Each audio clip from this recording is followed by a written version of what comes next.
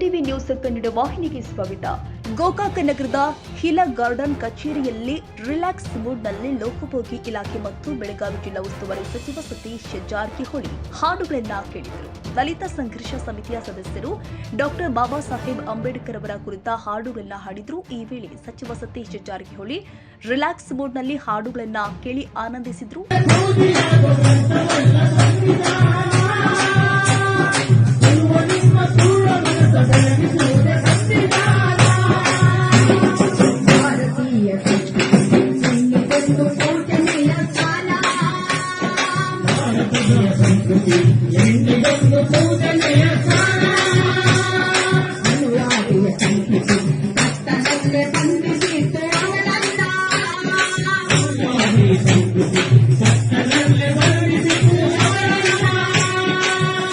ಈ ಸಂದರ್ಭದಲ್ಲಿ ಕಾಂಗ್ರೆಸ್ ಪಕ್ಷದ ಮುಖಂಡರು, ಕಾರ್ಯಕರ್ತರು ಉಪಸ್ಥಿತರಿದ್ದರು.